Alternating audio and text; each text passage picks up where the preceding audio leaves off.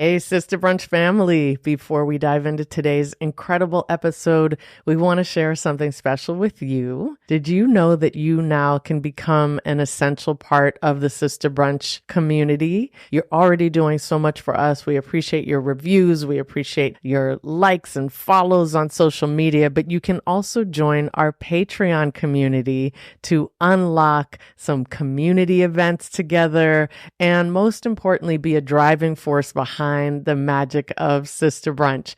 Check out patreon.com/sisterbrunch to learn how you can support us in continuing to bring you the stories of Black women and gender expansive people thriving in entertainment and media. Thank you so much. Welcome back, sisters and siblings. I'm Fanshen Cox. I'm your host for season 5 of Sister Brunch. Now, before we jump into today's episode with our amazing guest, whose bio includes working with Taraji P. Henson, Prince, and Barack Obama, I am so excited to share that for some of our episodes this season, we will be joined by a special co-host from Black Girls Film Camp. You can learn all about Black Girls Film Camp on their website, blackgirlsfilmcamp.org, and on their amazing Instagram page at Black Girls Film Camp. And our co-host today will share lots more about their important work. A warm, nurturing welcome to my co-host, Jessica Johnson. Thank you, Miss Fanshen. I'm so excited to be here. I'm so excited to be able to co-host. And I'm just over the moon to be able to talk about Black Girls Film Camp, my experiences with them, what I'm doing now in film, and all that stuff. So Jessica, tell us about your experiences with Black Girls Film Camp and then also about the film that you made. Yes. Okay. So what Black Girls Film Camp is, it's a national organization now that hosts 10 girls nationally every year. And they fully support the girls and their films and the stories that they want to tell. You're given an editor, a creative coach, a whole bunch of amazing mentors and you're able to work with them, learn editing. I think now you get Premiere Pro, which I didn't get in my first year, but the first year always misses out on some of the amazing things, but still is good. I think in every interview I've done, I've always dropped that. And Miss Jamaica or Dr. Jamaica Anderson, which is our co-founder for Black Girls Film Camp, always laughs at me because she's like, just, you were our trial, you were our baby, and That's now right. we're just elevating. That's but right. I've been so incredibly blessed with so many amazing opportunities. And so even after you produce your short film through Black Girls Film Camp, you are given so many amazing opportunities to be able to go out and actually put your film in front of people's faces, which is not that common. And especially for people our age, Black Girls Film Camp is 13 to 18-year-olds. So it's been amazing. I've just been blessed with so many different opportunities like this, being able to co-host Sista Brunch. Yes. But my short film, Colorblind, was about just a really personal experience, which I just felt was something that I really wanted to tell. The first year that Black Girls Film Camp was out was in 2021, so right after 2020. And I had a childhood best friend who was white or is white. And I had some really, I would say, transformative experiences through 2020, dealing with that and being so close to her and her family and just all of those things that come with just your childhood innocence and not really seeing color or what comes with that. It felt like a piece of me was gone throughout that whole 2020 going into 2021. I didn't really know who I was. I didn't really know what I really wanted to pour myself into. I knew what I liked. I knew that I was always interested in film and creative industries and stuff like that, but I never really knew what stories were important to me until that happened. And I think that was my transformative point where I went from, I'm going to start telling my stories without thinking about the perception of others and what other people are going to think about what I'm putting out. So I think that was really important. And Black Girls Film Camp gave me the platform to do that. I always say it was my healing process. It was what allowed me to step into who I am now and be where I'm at now. Beautiful. And I think that's one of the most beautiful parts of not just Black Girls Film Camp, but storytelling in general. You're just able to put your voice into an everlasting place. Absolutely. And I think that's what Dr. Jamaica Anderson and Sierra Davis, the co-founders of Black Girls Film Camp, really understand about it. What they can offer to these girls is exactly that kind of experience where you're just starting to even come into your own identity, and then to be told, here's how to do it, and here are the resources to actually make a film about it. I just love it. Well, I have to say that when I sent out the names of the upcoming guests and asked the Black Girls Film Camp alum who they wanted to interview, Jessica jumped on this chance. So I know you've been doing a little bit of digging into Sasheen Artis' bio. So please introduce our fabulous guest for today. Okay, so today we have Miss Sasheen Artis with us. Sasheen is a two-time Emmy-winning producer and is the founder and CEO of Plenty of Pie, a curriculum-based talent incubator and media production accelerator that offers leadership development, practical producer skills training, mentorship, and access to production and distribution resources with the goal of empowering creatives of color. Her impressive career spans over 25 years, working with luminaries like President Barack Obama and producing impactful films like Birthing Justice. Sasheen's latest film, Birthing Justice, addressing Black maternal health outcomes, debuted at the Congressional Black Caucus, screened for 200 countries at the United Nations, and is part of the continuing education course for the American Medical Association, and it currently airs on PBS. Sasheen, thank you for joining us today. We'd love to know about the journey you've been on to end up being a founder of an incubator. You can start as far back as you like. Oh my God. Okay. Well, thank you. Thank you so much, Jessica, for that amazing introduction. You know, when you listen to what people say about you, you're like, oh, wow, I'm tired. I must be very tired.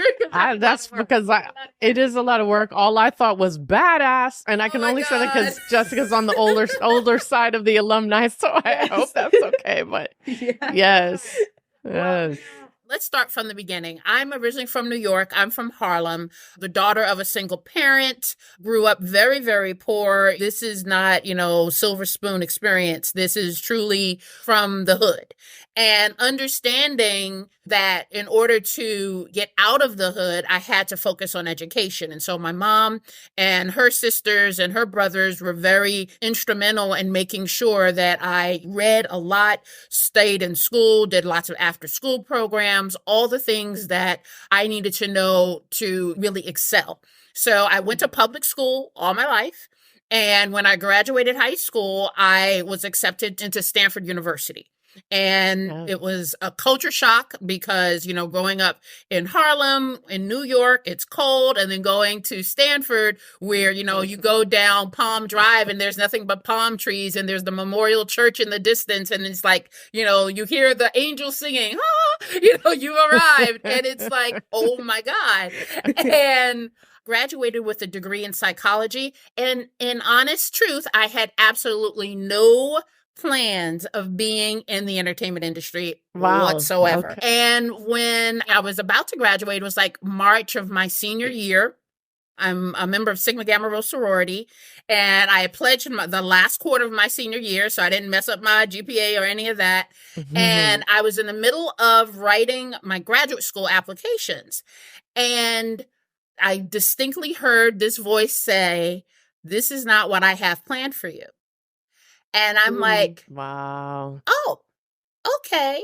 And when you think about it, that was a 16-year-old, because I graduated high school at 16. My idea of being a clinical psychologist was a 16-year-old's idea of what she was going to do with her life. Mm-hmm. And so I literally stopped and I said, okay, God, whatever you want me to do, I will do it.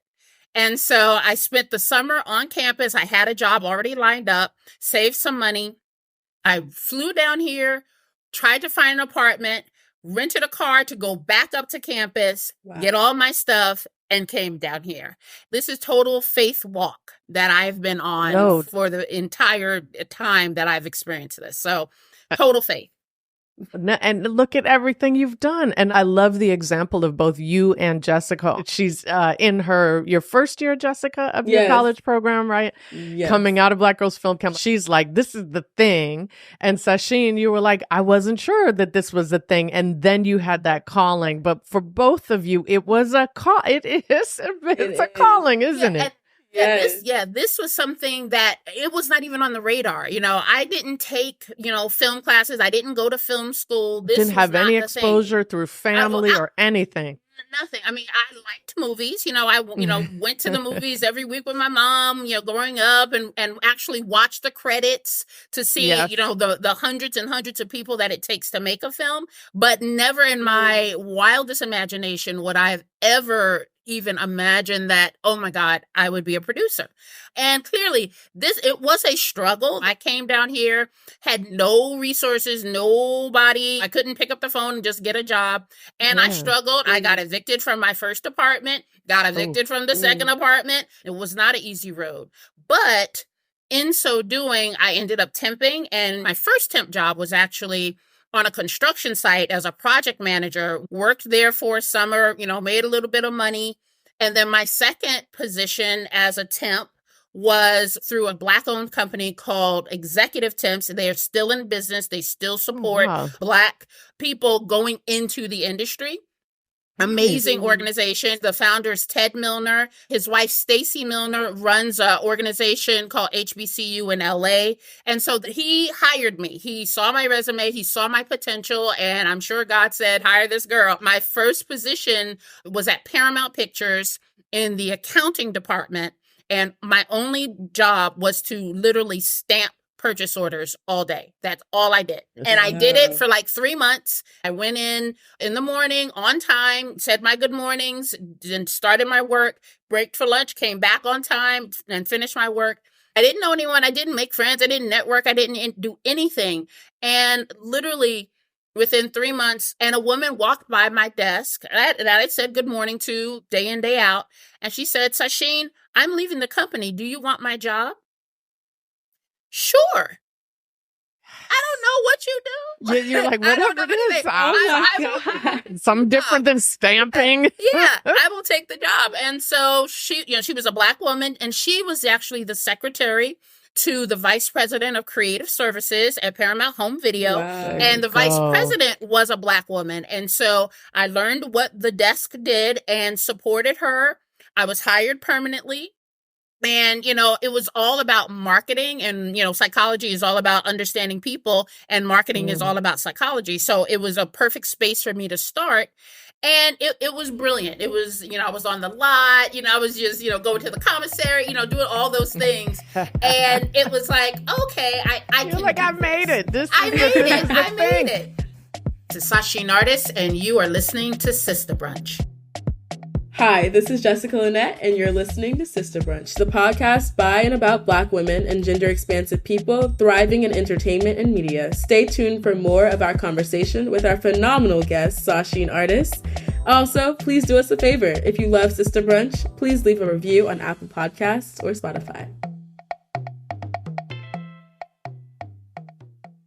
We will just say how important it is for us as Black women, for women of color as well, to reach out and make these kinds of offers for one another, right? Like that means everything. And fortunately on this show, we get to hear that kind of story all the time. And I just love it. But those of you who are listening, if you haven't done that yet, reach out and think about who can fill your position when you leave, right?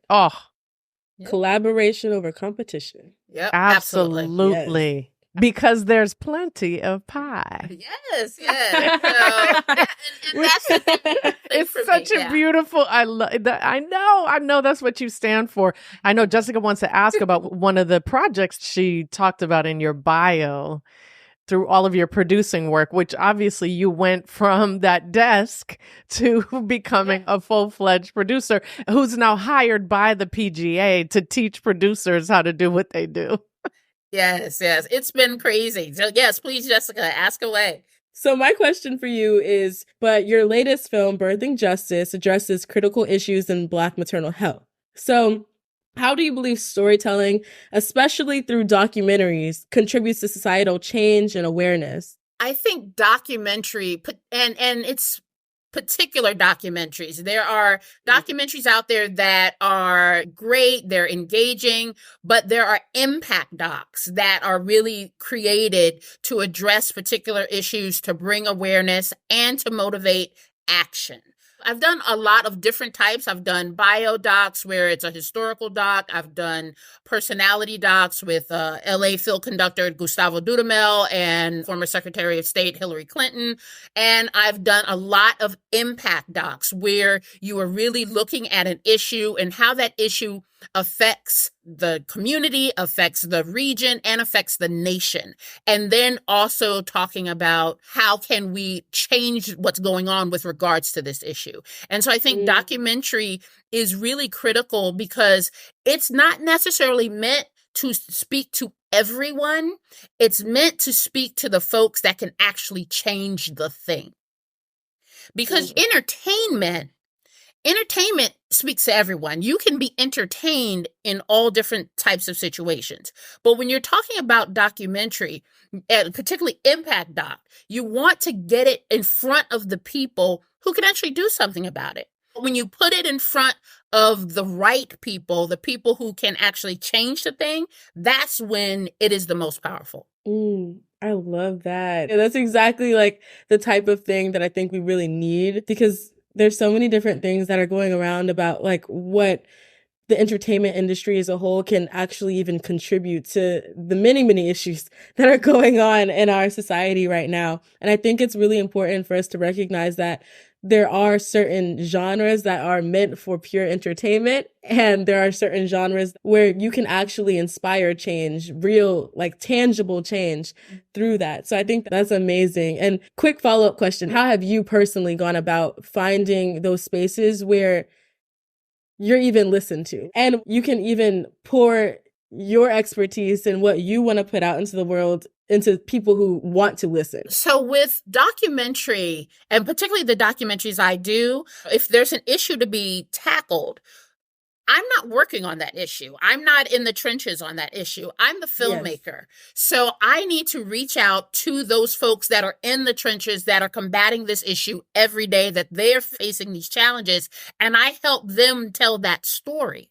Then it's my responsibility as the producer to get it in front of the people to listen to that story and who can help affect the change in that story. So for me, it's about partnership and collaboration and understanding as a documentarian, as a filmmaker, as a producer, not a director, but as a producer, my responsibility is to partner with the folks that know. I can do all the research, but I don't know because I'm not living that experience. I'm not in those trenches. I need to partner with an organization, partner with a person, partner with a company, whomever it is that is dealing with that issue, to say, hey, let me help you spotlight, amplify, make known to the folks that can make change for you. And that's what I do. Yeah. I wonder if part of your question, because Jessica, I think about this all the time, especially with our guests, knowing the barriers and the challenges that we have in particular. How do you start to develop those relationships? What things did you have to do for people to pick up the phone? I think it starts with research, and it starts with, particularly with documentary, is I always start with a question. What is the question I want to answer in this documentary? And then from that question, ask myself and then put this on paper, who can answer these questions? Who can be the one to answer? And it may not be one source. It may be 4 or 5 different people. It's really being very intentional when I'm tackling an issue like Black maternal health, and you're saying, okay, not only am I tackling this issue, but there are, 2 or 3 or 4 other documentaries tackling this issue. So we know it's an important issue. How am I going to tell this story different? What lens am I coming from differently than those other documentaries? Because we all have a place at the table. We're all talking about this particular issue. It's not about competition. It's about making sure that the lens is 360. So making sure that with the documentary Birthing Justice, we partnered with a national organization that lobbies particularly for Black maternal health issues. So that way We know exactly the work that they're doing. We know what they can do. You pick up the phone and say, hey, I'm a documentarian, and we really would like to help amplify your story. That's how you just pick up that phone. I wanted to know, like, just from your standpoint, do you think that it's equally or more important to get those same stories in front of people or may have differing views on whatever it is that you're trying to present? Absolutely. I think it's important to be a well-rounded person to know what's going on in the world. But sometimes documentary isn't necessarily the vehicle for that. That's when entertainment actually does come into play. Because you can actually teach people about certain things in entertainment, and they don't understand or know that they're actually being taught about a certain thing. Just because they're invested in the character and, oh my God, Mary is having a baby and she's having complications, and they don't know that, oh, I'm being taught about this particular issue that's going on in the world. I love that, Sasheen. And I think you're an example of a producer who does all of the above. So I don't know if you want to talk about any of the projects that you have that are kind of more on the surface. They look more like entertainment, but knowing you, there's also a lesson in there. There's impact in there too. I have a couple of projects that are still in development, so I can't really share too much, but I've been involved like as a mentor with other projects that are entertainment focused, that are love stories or mother-daughter relationships. And I feel for me, with regards to entertainment, we always have to understand, first of all, it is a business. And the goal is to engage your audience. And in order to do that, you have to understand your audience and you have to go to where they are. Entertainment, you're really looking at entertainment for an awareness, not necessarily a change. Documentary, if it's impact doc, then you're looking more so for change, whether it's inconvenient truth. You want people to be aware, hey, there's a climate shift happening. We should do something about this before it's too late. Those are the spaces where both things teach. It's just teaching in a different way and teaching to a different audience. Yes.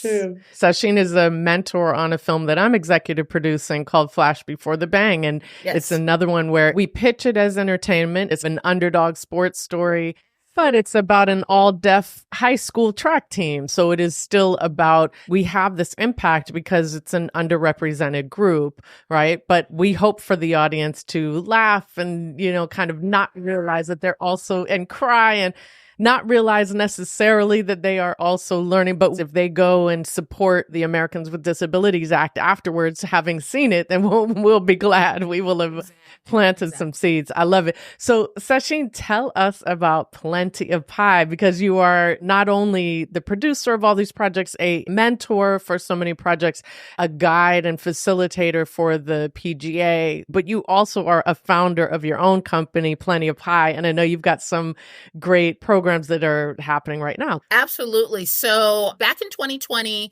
when we're all locked down in COVID, and I was going through our last year of the Producers Guild Power Diversity Master Workshop. And originally that program was a in-person program. We had to pivot to Zoom. And, the question was, can I build community over Zoom? And when I figured out that, yes, you can, and as long as you're providing that support, you can build community and you can build relationships and you can make magic. And so in 2020, I was like, okay, what am I going to do with the rest of my life? The world is ending.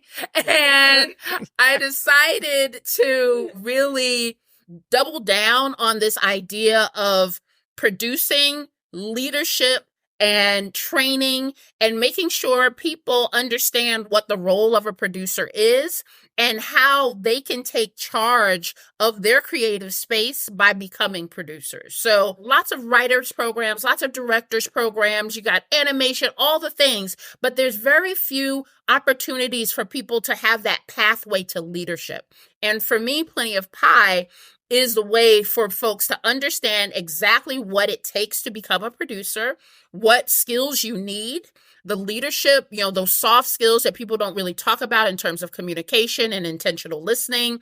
Back to that psychology degree. Exactly. Right? Yeah. Conflict resolution, all the things that you need to do as a producer. and then training them in standards-based, because there are actual standards that the state of California has in terms of workforce development, like what folks need to learn. So it's a standards-based program.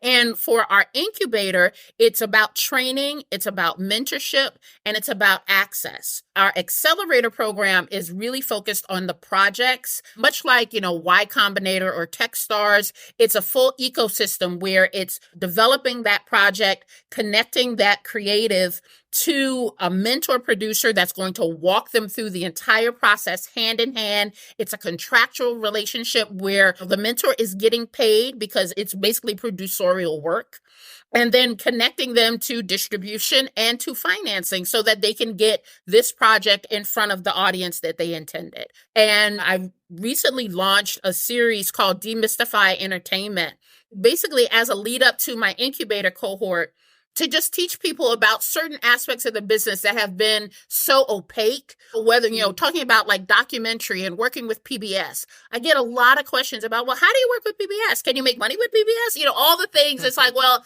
let me put this in a webinar. This is what you do to work with PBS. I have another course called TV series development and working with creative execs. What is the relationship between the executive and the writer? Because a lot of folks, they have these pie in the sky ideas and they want all the things. And it's like, well, no, this is how we get you to green light. This is how we get you on air. And this is how you stay on air.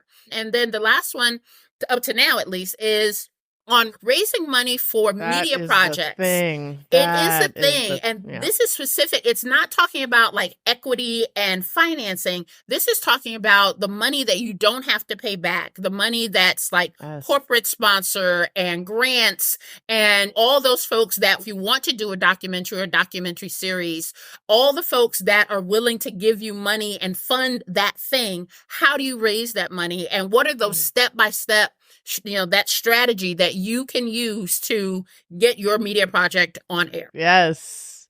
And it matters. I feel like there are programs out there, like Sundance has Sundance Collab.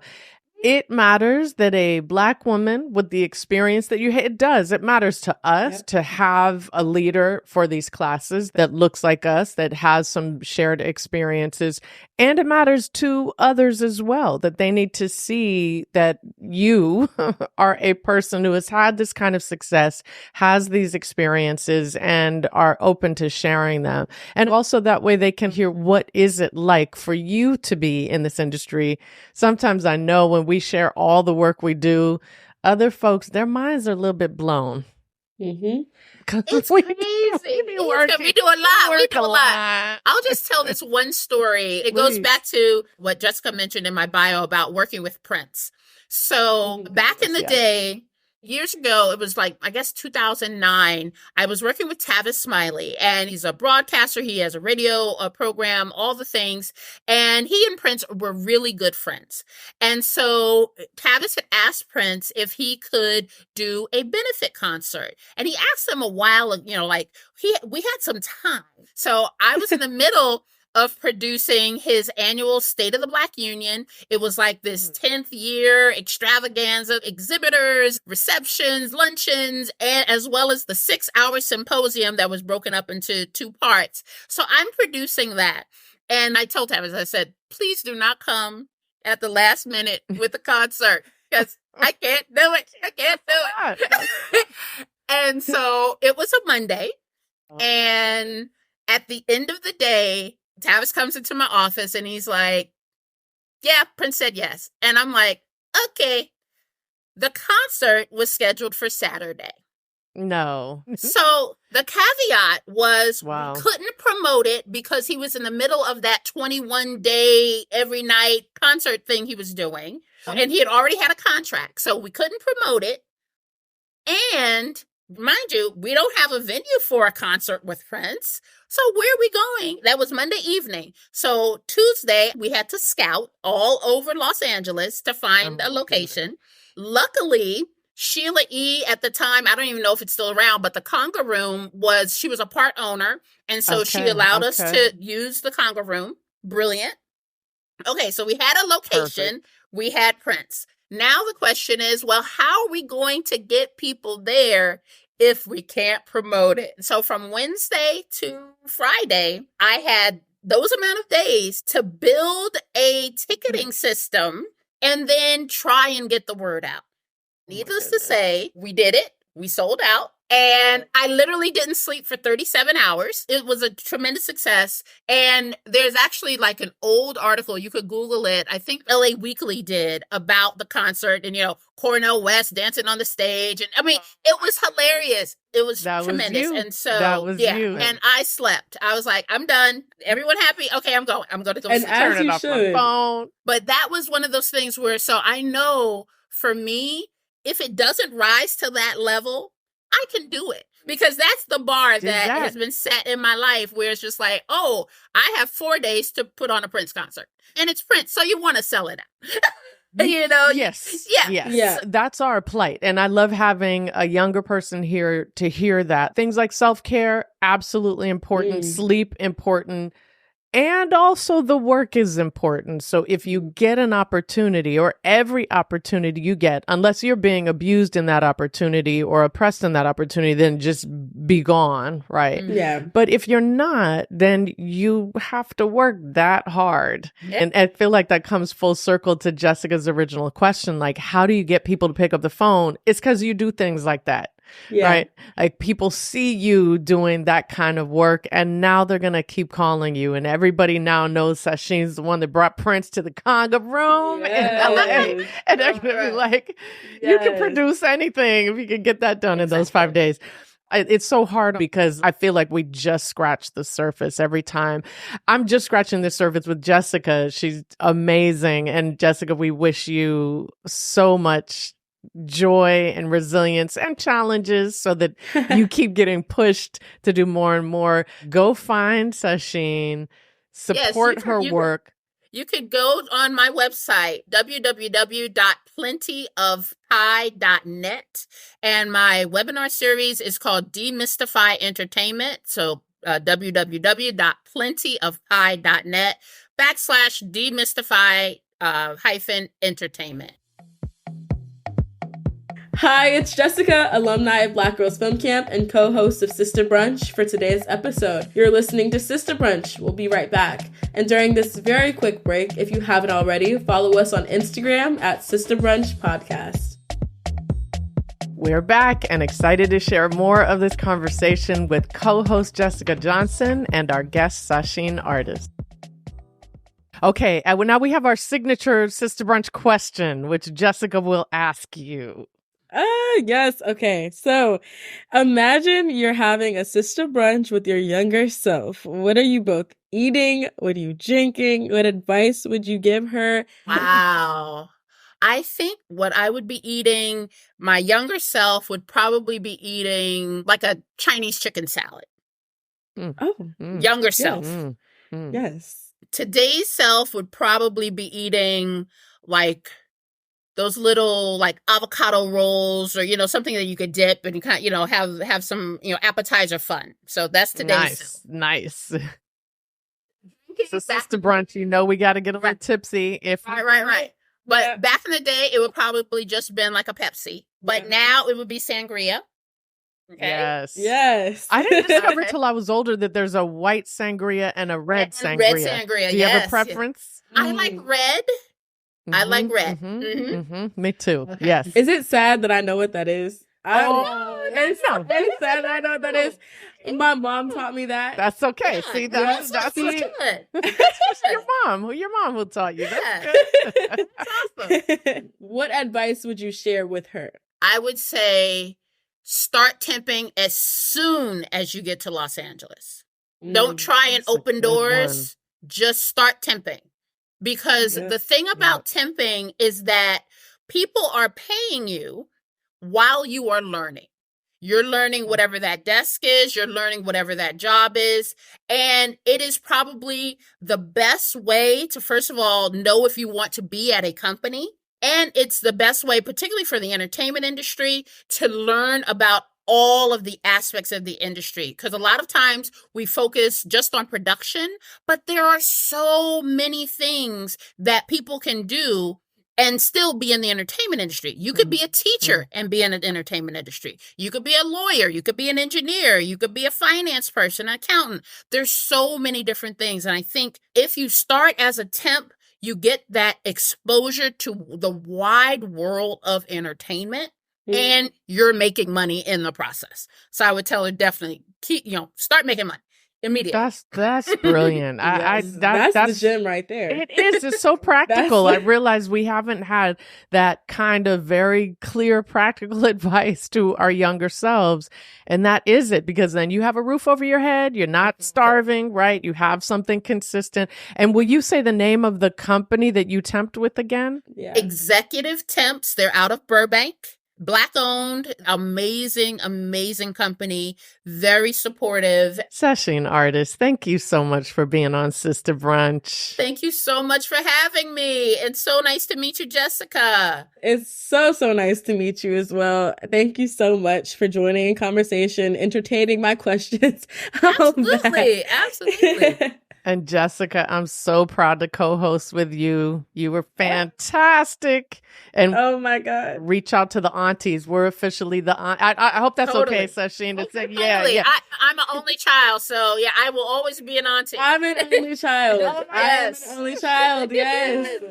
So I have and my mom was an only child. I have tons of adopted aunties. So. Oh my goodness. Welcome to the family. Absolutely. Thank proud you. To be part of it. Thanks for joining us for another episode of Sista Brunch. You can read the transcript of every episode and find show notes on our website at sistabrunch.com. If you love video and you want to see the lovely faces of our guests and our co-hosts, you can watch the full video interviews on the Trujulo YouTube channel, youtube.com/Trujulo Media, TRUJULO Media. We also really appreciate your support by subscribing to our podcast, leaving us a great review, sharing it with friends, family, colleagues, and community, and, just giving us all the love. Season 5 of Sista Brunch is brought to you by Trujulo Productions. The show co-creators are Fanshen Cox, Anya Adams, Christabel and Sia Body, and Brittany Turner.